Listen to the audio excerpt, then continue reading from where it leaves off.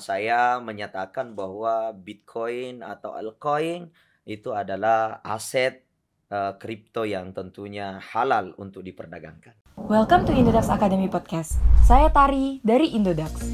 Sebagai platform trading aset kripto terbesar di Indonesia, Indodax membantu para tradernya untuk memiliki penghasilan tambahan dengan melakukan kegiatan jual beli aset kripto seperti Bitcoin, Ethereum, dan masih banyak lagi.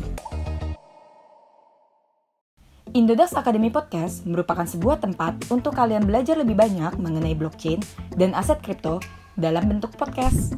Jadi, kalian bisa mendengarkan di mana saja dengan mudah. Oke, let's get to it. Assalamualaikum warahmatullahi wabarakatuh. Bagai menulis di atas air, dahulu rasanya tidak mungkin atau mungkin susah sekali untuk bisa bekerja hanya dari rumah. Tetapi dengan perkembangan zaman, bermajunya teknologi, dengan adanya Bitcoin dan aset kripto lainnya, mendapat pemasukan dari rumah rasanya semakin mudah. Oleh karena itu, kali ini saya Tari di Indodax Academy Podcast Edition akan membahas keabsahan kripto dalam hukum Islam yang semoga bisa dapat membantu teman-teman Indodax untuk semakin pede ketika berdagang atau jual beli aset kripto. Setelah sebelumnya kita berbincang-bincang mengenai halal haram Bitcoin dan altcoin lainnya di podcast sebelumnya, di podcast Indodax Academy bersama Bapak Kiai Haji Muhammad Najib Bukhori, selaku Direktur Lembaga Kajian Hukum Islam, STAI Al-Anwar, dan juga ada Ibu Yeni Wahid, selaku Direktur Wahid Foundation dan founder Islamic Law Firm. Nah, jadi pada podcast Indodax Academy kali ini, kita kedatangan tamu yang gak kalah menariknya. Hari ini kita punya yang paling ahli juga nih, yang datang jauh-jauh dari Sulawesi Selatan, yaitu Ustadz Asmar Lambo. Kalau gitu langsung saja kita sambut Ustadz Asmar Lambo hari ini. Assalamualaikum warahmatullahi wabarakatuh, Ustadz. Waalaikumsalam warahmatullahi wabarakatuh. Jadi ternyata tadi Tari sebut jauh-jauh nih, ternyata dari Makassar. Jadi ini datang ke Jakarta hanya untuk podcast sama Tarikah atau bagaimana, Ustadz? Alhamdulillah datang ke Jakarta, salah satu tujuan utama untuk Luar hadir biasa, silaturahmi di Indodax ini. biasa. Alhamdulillah, kalau gitu sehat-sehat ya Ustadz ya. Alhamdulillah sehat. Jadi hari ini kita semangat untuk cerita-cerita, bincang-bincang dari pandangan Ustadz sendiri, lalu dari pandangan Islam, bagaimana sih keabsahan Bitcoin dan teman-temannya ini ya Ustadz ya. Alhamdulillah, ketika saya membaca berbagai literatur, mulai dari bagaimana pandangan para ulama salafus saleh, juga pandangan daripada ulama-ulama kontemporer modern hari ini, saya menyatakan bahwa Bitcoin atau altcoin itu adalah aset kripto yang tentunya halal untuk diperdagangkan. Luar Seperti biasa. itu. Ini semangat banget nih ternyata Ustadz hari ini. Kayaknya kita sudah banyak banget nih yang harus dibahas secara detail, yang sudah ditunggu juga sama teman-teman Indodax di rumah. Kalau gitu, sebelum kita masuk ke pembahasan yang lebih inti, kayaknya ada baiknya mungkin Pak Ustadz bisa perkenalkan diri dulu supaya teman-teman yang nonton semakin kenal sama Pak Ustadz. Silakan. Ya, Alhamdulillah, salatu wassalamu ala rasulillah wa ba'du. Saya biasa dipanggil Ustadz Aslam kalau di Makassar, ya. Kan tetapi nama lengkap saya Ustadz Haji Asmar Lambo. Ya, sehari-harinya saya membina pondok pesantren di Sulawesi Selatan, namanya Pondok Pesantren Al-Hadi Al-Islami. Dan juga teman-teman mengamanahkan saya untuk memimpin Ikatan Dai Muda se-Asia Tenggara. Jadi keseharian alhamdulillah selalu mengisi dakwah di berbagai majelis dan termasuk di ibu kota Jakarta. Saya termasuk pengisi di beberapa stasiun TV nasional, sehingga dakwah-dakwah ini bisa sampai ke tengah masyarakat. Dan alhamdulillah pada saat ini saya ada di Indodax di Jakarta. Saya kira seperti itu aja. Baik, jadi ini semangatnya Pak Ustadz sepertinya sudah kita bisa masuk langsung ke pembahasan inti kita pada hari ini ya Pak Ustadz ya. Siap. Oke, kalau gitu teman-teman seperti yang kita tahu semuanya bahwa akhir-akhir ini memang pembahasan mengenai halal haram aset kripto sedang ramai diperbincangkan. Mungkin teman-teman juga ada tahu bahwa wah ada beberapa yang menganggap haram, tapi seperti Ustadz yang sebelumnya sudah datang ke podcast Inedax Academy, beberapa juga masih percaya bahwa Bitcoin dan altcoin lainnya yaitu halal. Jadi kali ini langsung saja kita bahas mengenai kripto aset yang merupakan sebenarnya kenyataannya nggak bisa terbantahkan lagi ya Pak Ustadz. Ini teknologi udah pasti masuk gitu ya. Jadi gimana kita bisa menanggapinya aja. Tapi kalau kali ini kita mau mencari tahu nih sebenarnya pendapat Pak Ustadz mengenai hukum aset kripto sendiri jika dilihat dari kacamata Islam tuh seperti bagaimana sih Pak Ustadz? Iya, kalau kita berbicara persoalan hukum dalam Islam, tentu kita harus melihat bagaimana persoalan ini, apa kita jumpai hal-hal yang mengharamkan atau hal-hal yang membolehkan dari Al-Quran dan Sunnah Nabi Muhammad Sallallahu Alaihi Wasallam. Nah, ketika kita berbicara persoalan aset kripto, itu sejak dahulu zaman Nabi hingga zaman para sahabat radhiyallahu anhum ajmain, kita tidak menemukan perkara ini disebabkan karena perkara ini adalah perkara yang baru. Sehingga kita butuh beberapa literatur pandangan-pandangan yang kita sinkronisasikan daripada Al-Quran dan Sunnah, sehingga kita bisa menarik sebuah kesimpulan hukum. Apakah dia termasuk persoalan halal atau dia termasuk persoalan haram.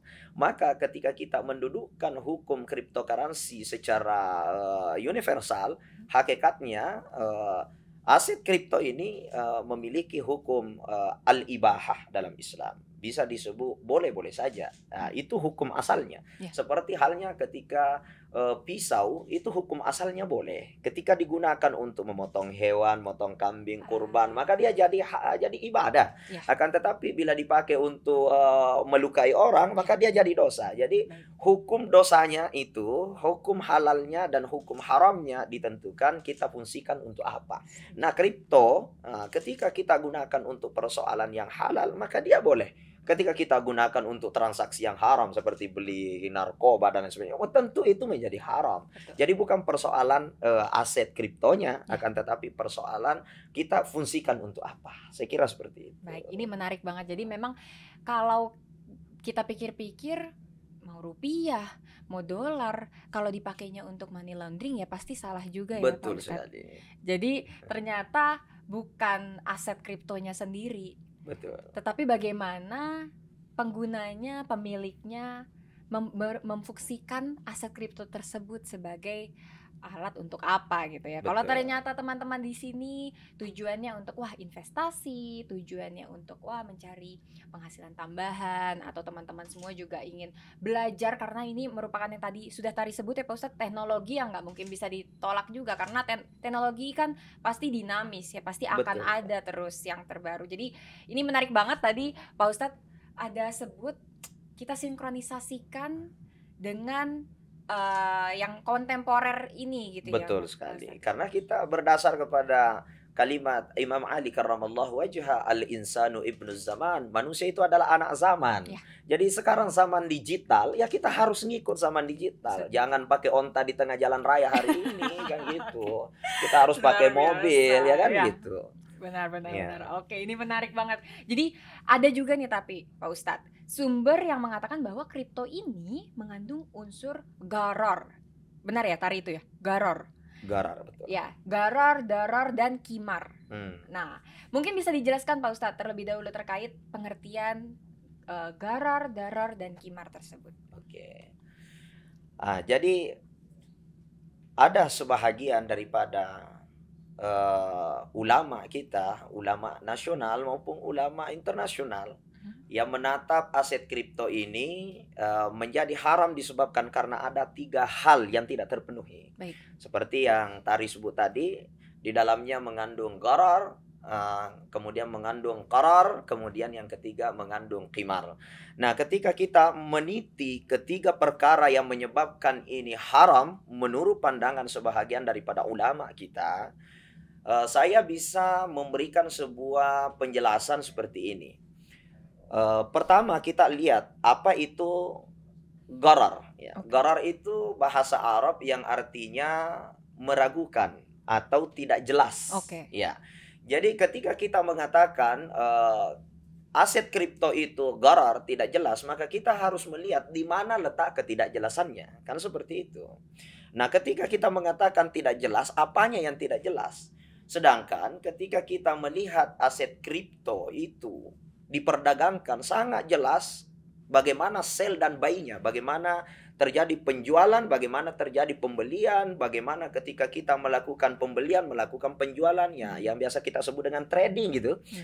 Semua sangat jelas di dalamnya. Kemudian keluar masuknya dari semua exchange yang ada pasti akan terbaca di dalam satu buku catatan yang mencatat semua transaksi yang disebut dengan blockchain.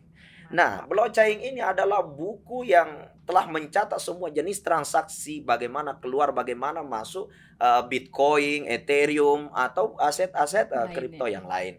Nah, ketika kita melihat bagaimana perjalanan blockchain mencatat semua itu adalah sesuatu yang sangat jelas. Bahkan kalau kita ingin membandingkan, tapi itu tidak wajar lah kita bandingkan dengan aset-aset yang lain, seperti saham-saham yang lain, atau seperti halnya dengan mata uang real, sekalipun itu kan dia memiliki sentralisasi, satu bank atau sentralisasi yang dinaungi oleh BI dan lain sebagainya. Akan tetapi ketika kita melihat kripto, itu tidak ada satupun lembaga yang menaungi secara mutlak tentang pengaturan keluar masuknya. Karena dia regulatornya. Dan regulasi yang terjadi itu semua tercatat dan boleh diakses kapanpun, dimanapun dengan bentuk transparansi sekali. Yaitu namanya blockchain. Makanya para alim ulama kita juga harus belajar bagaimana teknologi blockchain. Nggak boleh langsung haram-haram. Menentukan suatu yang haram butuh dalil yang nas pasti mengharamkan perkara itu. Kalau kita tidak menemukan hal itu berbahaya. Mengharamkan sesuatu yang dihalalkan oleh Allah, itu juga menjadi dosa besar bagi kita. Saya kira seperti itu. Luar biasa. Ini jadi ternyata Pak Ustadz ini memang sudah tahu betul nih tentang teknologi di balik aset kriptonya sendiri ya Pak Ustadz. Jadi benar sekali teman-teman. Rata-rata nih ya Pak Ustadz, orang ngedenger Bitcoin belum tentu tahu blockchain-nya. Betul. Gitu. Jadi ternyata memang Bitcoin ini adalah salah satu aset yang bergerak di atas sistem blockchain, yang mana semua orang yang memiliki akses internet atau device-nya bisa mencari tahu tentang transaksi tersebut di atas sistem blockchain. Jadi yang pasti semuanya tercatat, nggak ada sebutan kayak wah nggak jelas nih, ini siapa yang punya Bitcoin nih, Satoshi Nakamoto punya siapa nih, nggak jelas nih. Ternyata nggak seperti itu. Ternyata semua transaksinya itu ada di buku besar atau ledger yang terdapat di atas sistem blockchain. Jadi harapannya teman-teman di sini semakin tahu ya. Jadi bahwa nggak cuman sembarang beli Bitcoin, jual Bitcoin. Ternyata memang ada satu teknologi di belakangnya yang membacking itu, di mana yaitu disebut blockchain tadi ya Pak Ustadz. Oke. Jadi kalau di Indonesia nih Pak Ustadz, memang semua juga rata-rata sudah tahu bahwa di Indonesia tidak bisa jual beli atau menggunakan mata uang lain selain menggunakan rupiah. Yang mana memang di Indonesia itu memiliki Bitcoin ya harus beli pakai rupiah dulu juga gitu kan ya Pak Ustadz. Tapi ini penyebutannya tadi nggak tahu ini salah apa betul, sil'ah. Nah di Indonesia aset kripto ini sebagai komoditas yang sil'ah untuk diperjualbelikan. Nah bisa dijelaskan juga mungkin Pak Ustadz bahwa pengertian sil'ah itu seperti apa? Sil'ah ya, arti dasarnya sil'ah itu adalah barang yang memiliki nilai fungsi yang bisa diperjualbelikan. Saya kira seperti itu. Kemudian diperjualbelikan di sini digunakanlah yang namanya mata uang. Ya, mata uang kita di Indonesia itu adalah rupiah. Ya. Namun ketika kita meninjau secara pandangan Islam tentang sil'ah, kita tidak terpaku hanya kepada mata uang. Tapi dalam Islam juga ada yang disebut dengan muqayyad, barter. Di mana Rasulullah SAW pada zaman dahulu, bagaimana para sahabat radhiyallahu anhum ajma'in melakukan transaksi barter, ya, seperti halnya Umar bin Khattab radhiyallahu anhu membarter kurmanya dengan seekor kambing. Bahkan pernah Umar bin Khattab membeli sayuran dengan menggunakan kurma, ya, di mana kurma dibarter dengan sayur-sayuran di pasar. Dan perkara itu dibenarkan oleh Rasulullah Sallallahu Alaihi Wasallam, yang dalam fikih muamalah hukum Islam itu dinyatakan sebagai muqayyad atau disebut dengan barter. Nah, ketika kita melihat di Indonesia seperti pernyataan Majelis Ulama Indonesia yang menyatakan bahwa haram Bitcoin sebagai mata uang, ya itu kita sepakatlah. Kenapa? Karena dalam satu negara ada aturan. Mata uangnya udah jelas Indonesia punya rupiah. Akan tetapi ketika meninjau dari segi hukum Islam, tidak ada masalahnya ketika dijadikan sebagai alat barter. Karena kita ketahui bersama bahwa aset kripto itu adalah aset yang memiliki guna sangat tinggi. Di mana kita ketahui perusahaan-perusahaan besar di luar Indonesia, saya baca di media-media itu kan seperti dulu Tesla bagaimana menerima pembayaran dari Bitcoin. Itu menandakan bahwa aset ini adalah aset yang sangat berharga. Sehingga tidak logis bila dikatakan Bitcoin ini haram disebabkan karena tidak memenuhi syarat sila'ah. Kenapa? Karena syarat sila'ah itu pertama ada barang, kemudian yang kedua memiliki manfaat barang itu, kemudian yang ketiga barang itu bukan barang yang haram. Saya kira itu sudah cukup menjadi sesuatu yang memenuhi perdagangan dalam Islam atau disebut dengan muamalah.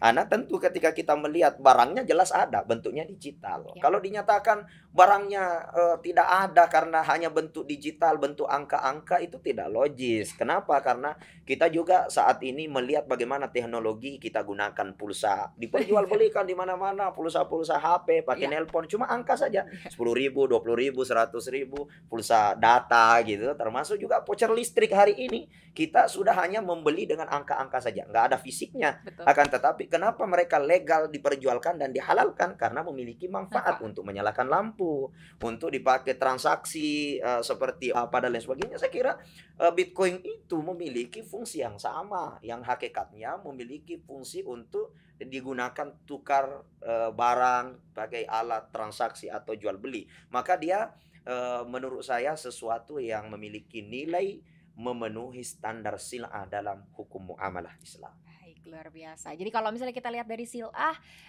ini tadi Tari dengar ada bentuknya, ada manfaatnya dan bukan haram, ya Pak Ustadz ya. Tapi kalau kita lihat dari kekayaan Pak Ustadz atau mal ya sebutannya, itu apakah syaratnya Bitcoin ini sudah lolos semua untuk bisa disebut sebagai kekayaan kah? Oh iya, sudah jelas. Kekayaan itu kan memiliki barang yang bisa dijadikan sebagai aset. Nah, saya kira sudah jelas dari namanya aja aset kripto. Artinya barang-barang yang bisa menjadi milik, mal, harta gitu ya. Karena bisa dipakai beli mobil ya, selama ada keridhaan di antara keduanya untuk menerima pembayaran, kan begitu. Artinya perusahaan ini mau menerima pembayaran menggunakan kripto, dan saya kira itu tidak ditolak. Di mana di Eropa, di Cina udah banyak terpasang itu ATM kripto itu di mana-mana itu udah ada. Kebetulan saya kan biasa keliling ceramah di Brunei, di Thailand. Bahkan saya pernah ceramah di Malaysia, itu di Brunei Darussalam. Itu aset kripto ini adalah sesuatu yang tidak asing di mata mereka. Bahkan udah banyak tempat-tempat penjual makanan itu udah siap menerima dengan barcode menggunakan kripto ini. Luar biasa. Jadi ternyata memang teman-teman mungkin tergantung tadi ya Pak Ustadz ya. Kalau misalnya tadi sudah disebut sama Pak Ustadz ketika sudah ada keridhaan dari dua-duanya, jadi ya aset kripto ini pasti halal dong ketika digunakan untuk hal yang baik, untuk yang manfaatnya juga jelas dan kita tahu manfaatnya positif. Apalagi kalau dua-duanya ridho untuk melakukan transaksi tersebut menggunakan aset kripto. Balik lagi ke poin yang pertama Pak Ustadz tadi ya, kalau ternyata melakukan transaksinya untuk hal yang buruk, walaupun pakai rupiah juga nggak boleh. Oh iya. Gitu ya Pak Ustadz ya? Iya, betul sekali. Jadi kalau menurut Pak Ustadz sendiri, ini mungkin tadi kita sudah bahas bahwa di Indonesia bukan sebagai alat tukar atau mata uang atau currency. Tapi menurut Pak Ustadz sendiri, ini adalah sesuatu yang bisa dikategorikan sebagai umlah kah atau alat tukar kah Pak Ustadz? Jadi kalau mungkin kita bisa lihat ya, apa sih syaratnya supaya Bitcoin ini bisa dikategorikan sebagai umlah atau alat tukar? Iya.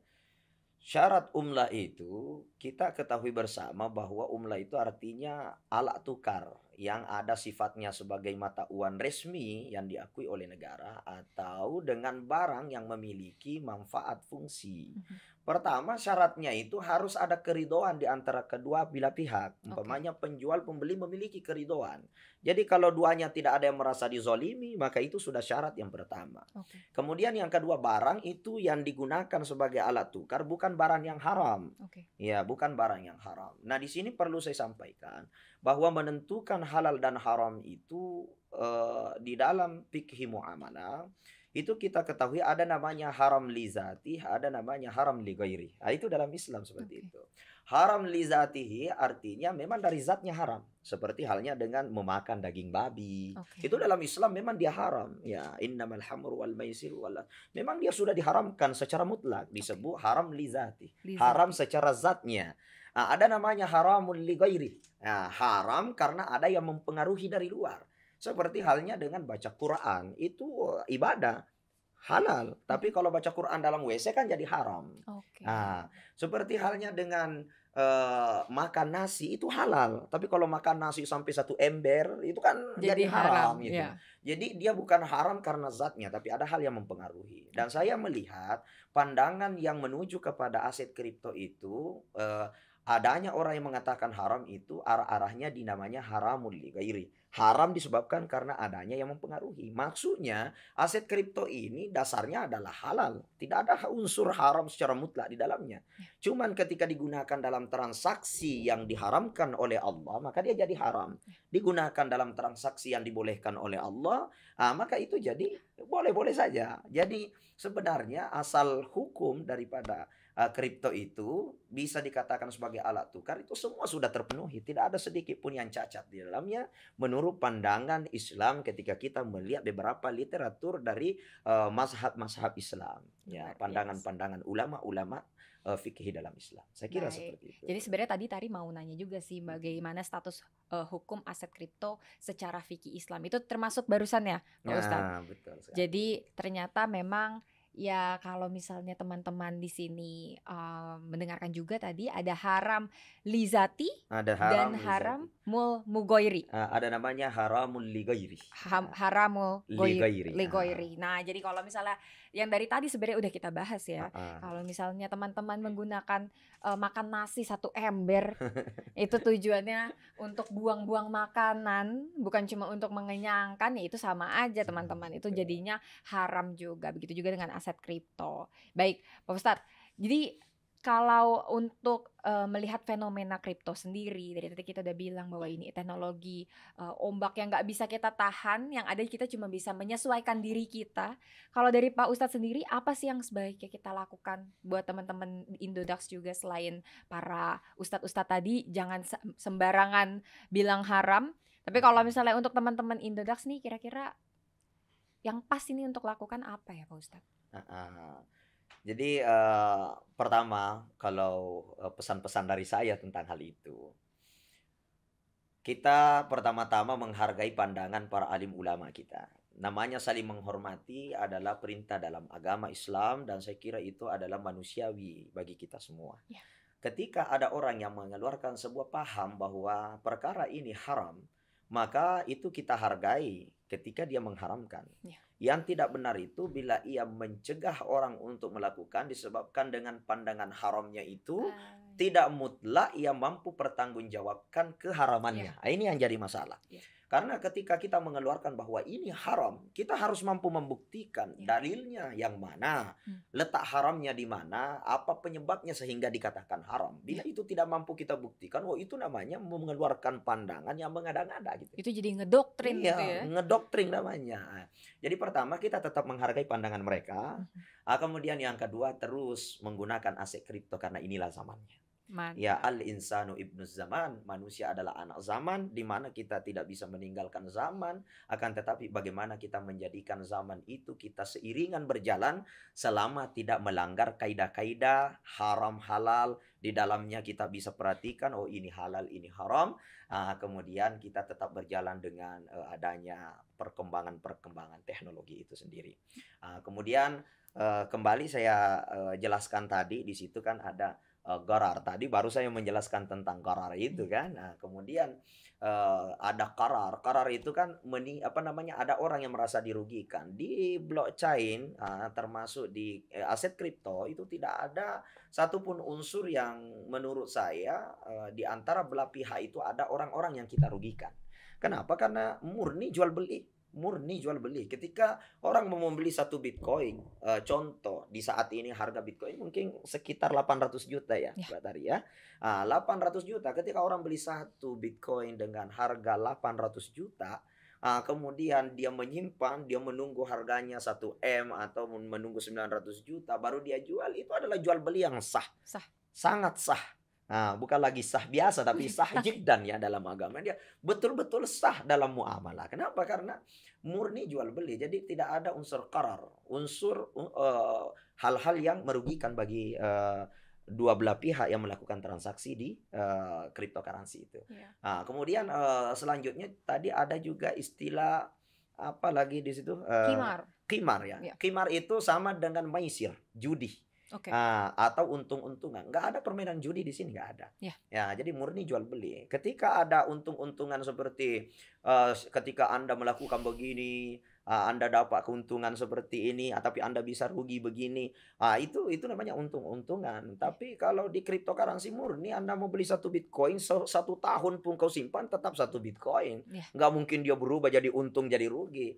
Cuma kemungkinan harganya bisa naik, harganya bisa turun disebabkan karena namanya nilai aset pasti begitu. Aset real aja pun begitu. Anda beli gedung, beli tanah atau beli emas pasti semuanya begitu, bisa naik bisa turun sesuai dengan kesepakatan penjual dan pembeli gitu aja. Luar biasa, Ustaz. Saya kira ini aset yang sah, tidak ada sedikit pun unsur gharar, unsur qarar maupun unsur qimar di dalamnya. Saya kira seperti itu. Jadi ini menarik, tadi Pak Ustadz ada sebut bahwa kalau yang paling penting adalah bagi yang percaya bahwa aset kripto haram, ya silahkan kita hargai itu ya. Jadi Tari ingat Pak Ustadz waktu itu pernah ada membahas ini juga sama Bu Yeni Wahid. Bu Yeni ada bilang bahwa ya kalau memang teman-teman ada yang menganggap haram, ya silahkan saja, tidak ada paksaan untuk trading aset kripto. Pokoknya harus ikhlas memang membeli itu karena keinginan sendiri. Jadi kalau teman-teman mau beli, ya yang penting belajar dulu, cari tahu dulu. Jadi bukan spekulasi gitu. Betul ya sekali, Pak Ustadz ya. Jadi kalau memang teman-teman menganggapnya wah ini haram nih, ya nggak masalah karena tidak ada paksaan dari pihak manapun.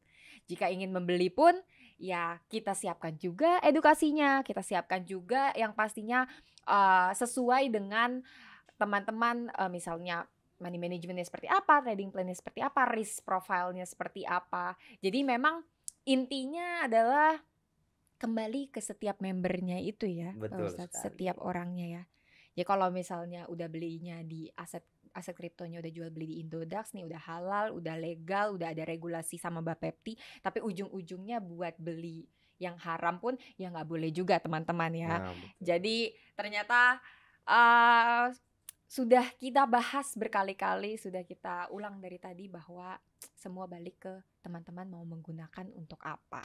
Jadi kalau dari pandangan Pak Ustadz sendiri, karena kan sekarang lagi trending ya Pak ya, bahwa si aset kripto ini, blockchain ini, bagaimana sih Pak Ustadz melihat aset kripto dan teknologi blockchain ini terlepas dari pandangan Islam yang dari tadi sudah kita bahas? Mungkin Pak Ustadz ada mengetahui aset kripto ini dilihat dari sisi informasi dan komunikasinya atau teknologinya, ini bagaimana sih Pak Ustadz?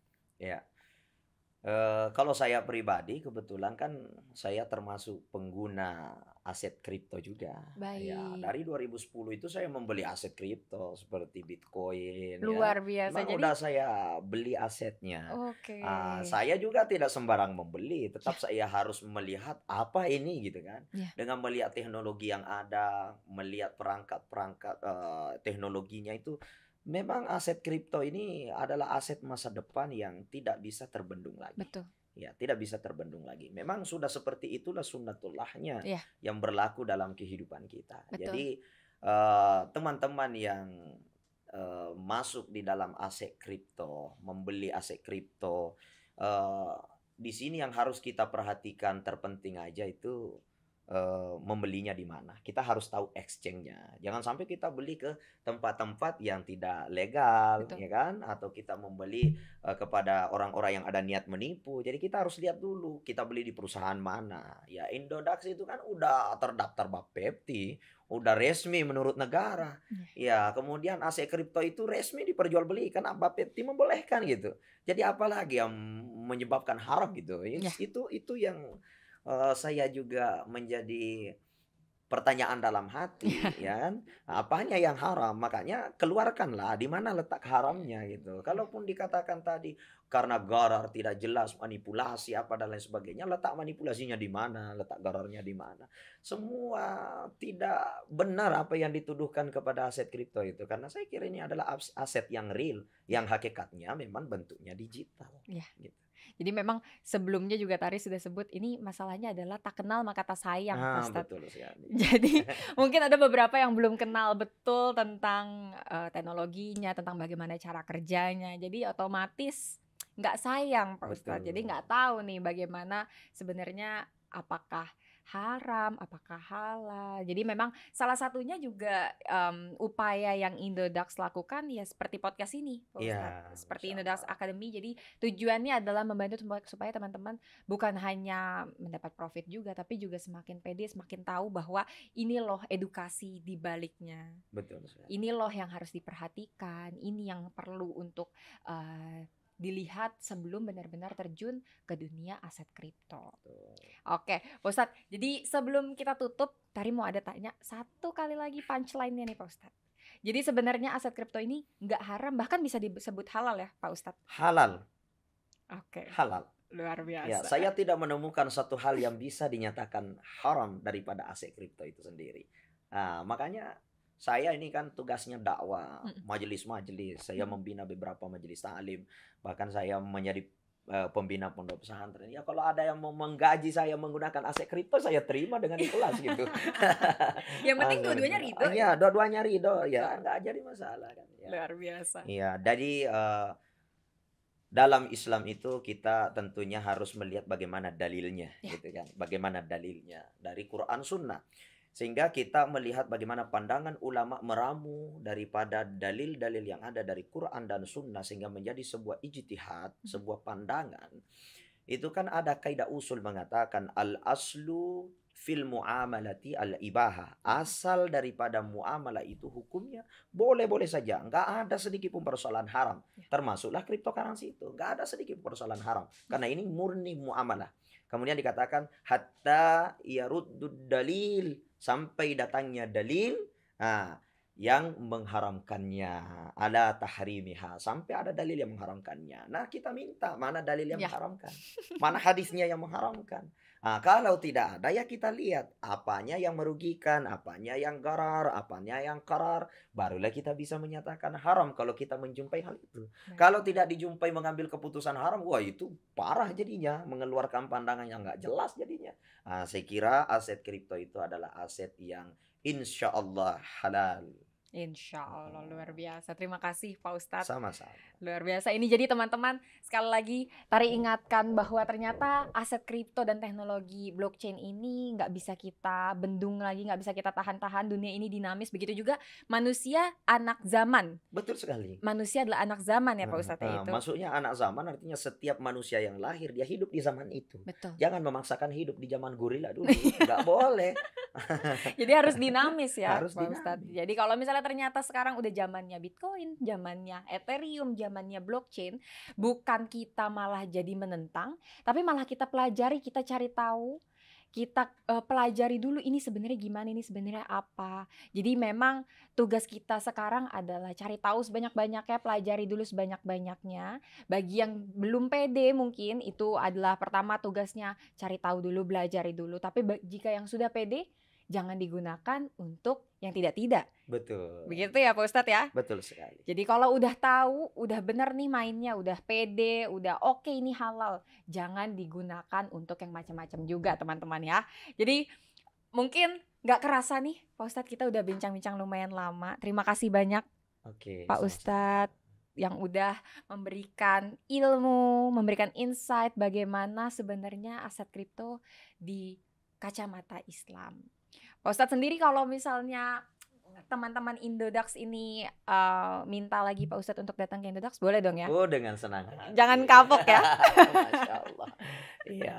Okay. Tanpa diminta pun saya tetap menggunakan Indodax. Luar biasa. Iya, karena saya merasa aset kripto itu adalah aset masa depan. Mantap. Serius ini aset masa depan. Iya. Luar biasa. Oke, nggak kerasa kita sudah sampai di penghujung acara. Sekian bincang-bincang kita pada kali ini. Pak Ustadz, mungkin ada salah satu teman-teman yang mau dikasih tahu sosial media Pak Ustadz, atau ada yang mau disampaikan ke teman-teman? Boleh, ya.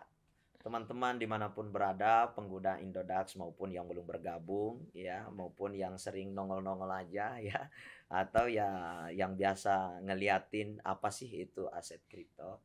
Pertama, yang ingin sering komunikasi dengan saya, ya bisa di Instagram saya, ya, Aslam Group ya, atau mencari aja Ustadz Haji Asmar Lambo, ya.